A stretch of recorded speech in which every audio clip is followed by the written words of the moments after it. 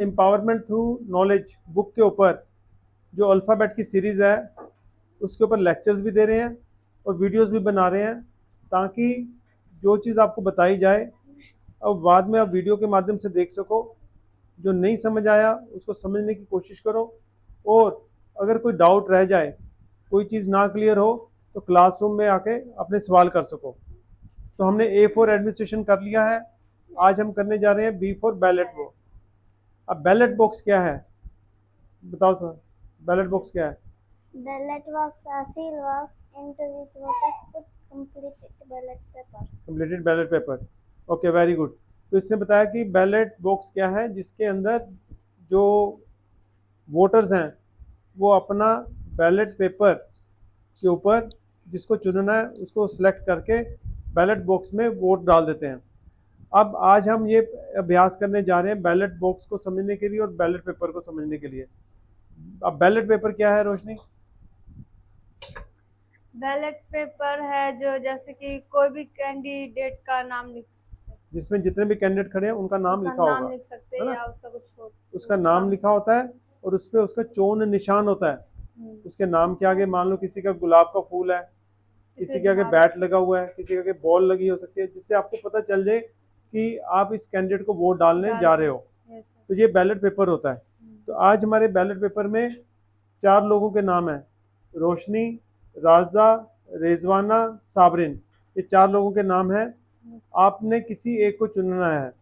अब आपके पास सबके पास बैलेट पेपर आ गया है, आपने उसके ऊपर नाम लिखना है और फिर इसके बाद इस बॉक्स में ये जो बैलेट बॉक्स बनाया हुआ हमारा, जिसकी साबरी ने अभी बताया कि बैलेट बॉक्स क्या होता है, इसके अंदर आपने पेपर डालने हैं अपने, जो जिसमें आप चुनोगे कैंडिडेट को उस पर आपका नाम नहीं होगा, कैंडिडेट जिसको चुनने जा रहे हैं उसका नाम होगा। तो किसी को ये नहीं पता चलेगा कि किसने किसको वोट डाला, ठीक है, लेकिन कैंडिडेट को ये पता चल जाएगा कि हमारी क्लासरूम में किसने कितने वोट किसको मिले हैं और ज़्यादा वोट किसको मिले हैं, ठीक है, ये पता चल जाएगा। तो ये मैं बैलेट बॉक्स देखो यहाँ पे रख रहा हूँ, ये यहाँ पे रख दिया। एक बार अपने अपने नाम लिख लीजिए, जिस जिसको आपने चुनना चुन लीजिए, उसके बाद फिर हम बैलेट बॉक्स में डालेंगे। चलो अपना अपना चुनो। किसी को डाउट हो कि कैंडिडेट का नाम भूल जाए तो मेरे से देख लेना। लिख लिया? तो एक एक करके आओ, एक एक करके आओ, डालो। वेरी गुड, जल्दी जल्दी, बस बस, हाँ शाबाश।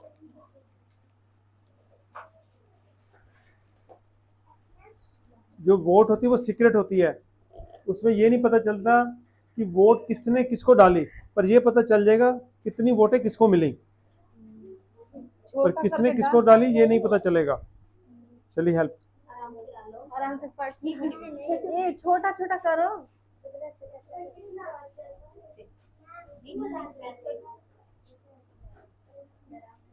देखो एक एक वोट डल रही है, फिर हम काउंट करेंगे कितनी टोटल वोटें पड़ी, किसको ज़्यादा वोटें मिलेंगी। डी फॉर डेमोक्रेसी में हम यही पढ़ते हैं कि डेमोक्रेसी में ई फॉर इलेक्शन होता है, उसमें बी फॉर वोट डलती है। अब बी फॉर वोट जो है वो बैलेट के थ्रू डलती है।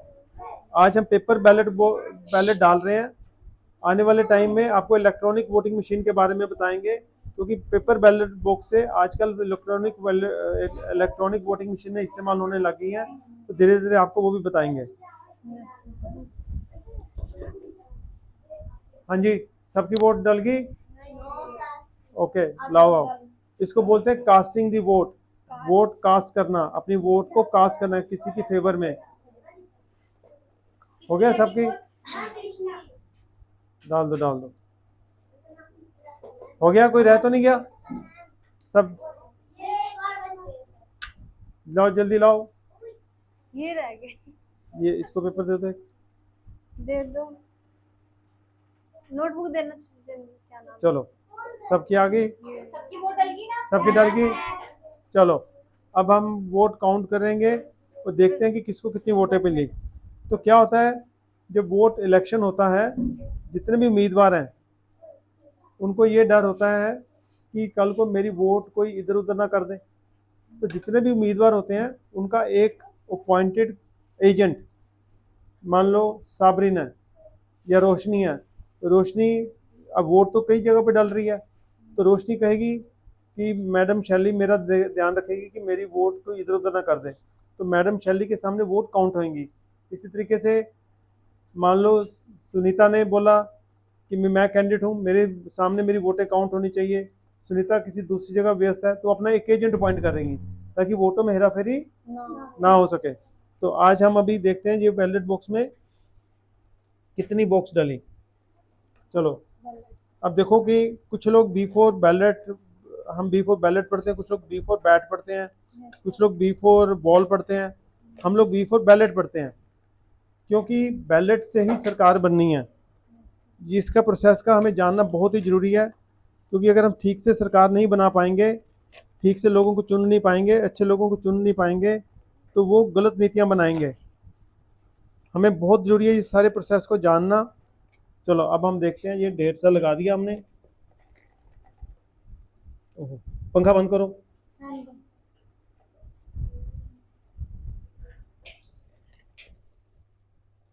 चलो अब हम काउंटिंग शुरू करते हैं। पहले तो देखते हैं टोटल वोट कितनी है। 1 2 3 4 5 6 7 8 9 10 11 12 13 14 15 16 17, टोटल 18 वोट्स पड़ी हैं। ठीक है, टोटल कितनी वोट्स पड़ी हैं? 18। और 18 ही होती है वोट डालने वाले की उम्र। वोट डालने वाली की उम्र कितनी होती है? 18। और वोट लेने वाले की उम्र 25। अब हम देखते हैं कि आज 18 ही वोट डालने वाले की एज है और 18 ही वोटें पड़ी हैं। अब हम देखते हैं कितनी वोटें किसको पड़ी हैं। अरे ये तो खाली है, नोटा हो गया। नोटा क्या होता है? None of the above. जब चारों में से किसी को कोई पसंद नहीं आया, इसमें तो खाली है, देखो। हाँ, ये नोटा में चली गई। नोटा होता है अगर कोई कैंडिडेट किसी को पसंद, कोई भी ना कैंडिडेट पसंद हो, तो वो फिर वोट नोटा को डाल देते हैं कि नन ऑफ द अबव। तो ये नन ऑफ द अबव में चली गई। ये है साबरीन, ये साबरीन ही है ना सारी। चलिए कुछ तुम भी खोलो।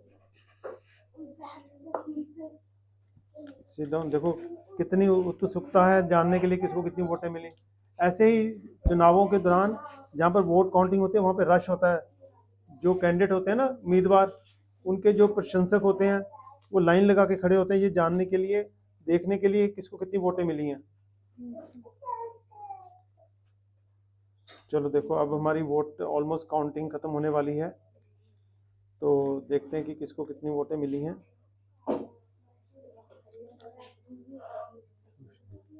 तो देखो अब हम काउंट करेंगे। राजदा को देखो मिली है 2 वोटें।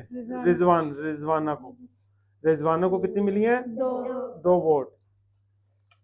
और राजदा को भी मिली है 2 वोट। ठीक है, दोनों का टाई हो गया। सबरीन को मिली है 1 2 3 4 वोट। किसको मिली है? 4। और रोशनी को देखिए कितनी मिली है? 1 2 3 4 5 6 7 8। अरे 9 वोट किसको मिली है? रोशनी को। तो 9 वोटें किसको मिल गई? अब हमने D4 डेमोक्रेसी में पढ़ा E4 इलेक्शन, उसमें B4 वोट और B4 वोट बैलेट पेपर के थ्रू वोट पड़ी। अब मैक्सिमम जिसको मिलेंगी वो जीतेगा, इलेक्ट होगा। अब मैक्सिमम वोटें कितनी है? 9 होती हैं। देखो राजदा को 2 मिली हैं, रिजवाना को 2 मिली हैं, साबरीन को 4 मिली हैं और रोशनी को कितनी मिली हैं? 9। तो ज़्यादा कौन सी हुई? तो 9। तो जिसको ज़्यादा वोटें मिली, मैक्सिमम वोट जिसको मिलेंगी वो इलेक्ट होएगा। तो अब कौन इलेक्ट हुआ इसमें? रोशनी। अब रोशनी क्या बनाएगी? G4 government. हमारे टैक्स का पैसा किसके पास जाएगा? गवर्नमेंट। अब हम रोशनी पे ट्रस्ट कर सकते हैं कि ये ठीक काम करेगी, है ना। तो इस तरीके से बैलेट होती है, इलेक्शन होती है। हमें ये प्रोसेस को जानना बहुत ज़रूरी है। हम इसलिए B4 बॉल, B4 बैट की बजाय B4 बैलेट पढ़ाते हैं। जिस प्रोसेस के थ्रू हमारा देश चलना है, जिस प्रोसेस के थ्रू लोगों ने चुनाव जीतना है, कैंडिडेट उम्मीदवारों ने अपने नाम को प्रेजेंट करना है कि मेरे को वोट डालो, और ये प्रोसेस आपने समझ लिया कि जिसको ज़्यादा वोटें मिलेंगी वो ही इलेक्ट होगा, Yes. जिसको ज़्यादा वोटें नहीं मिलेंगी वो इलेक्ट। नहीं होगा। अब अगर हम देखें, इसको 9 वोट मिली है रोशनी को, कितनी मिली है? अब अगर हम साबरीन की 4 वोटें और 4 ये वोटें मिला दें तो बाकियों की होगी 8, तो और एक ये नोटा की 9, ठीक है, 9 वोटें हो गई, रोशनी की भी 9 है, इससे भी 9 होगी बाकियों की, लेकिन ये सबकी अलग अलग वोट है, ये कुल मिला के 9 है, रोशनी को अकेले में 9 मिली है।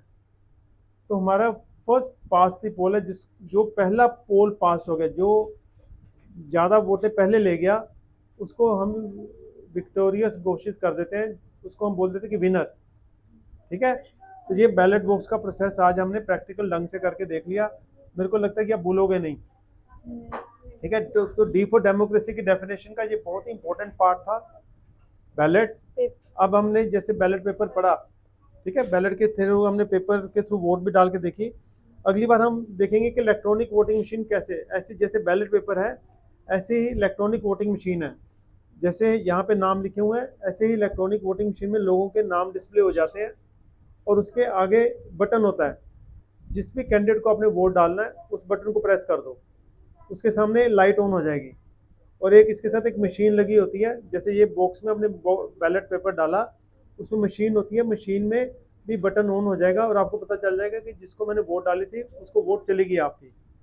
तो जैसे हमने वोटें काउंट की हैं पेपर बैलेट बॉक्स में पेपर निकाल के, इलेक्ट्रॉनिक मशीनों में बटन दबा के वोटें काउंट हो जाती है, क्योंकि उसमें कैलकुलेटर लगा होता है, कैलकुलेटर पहले से सेट होता है, वो वोटें काउंट करके बता देता है।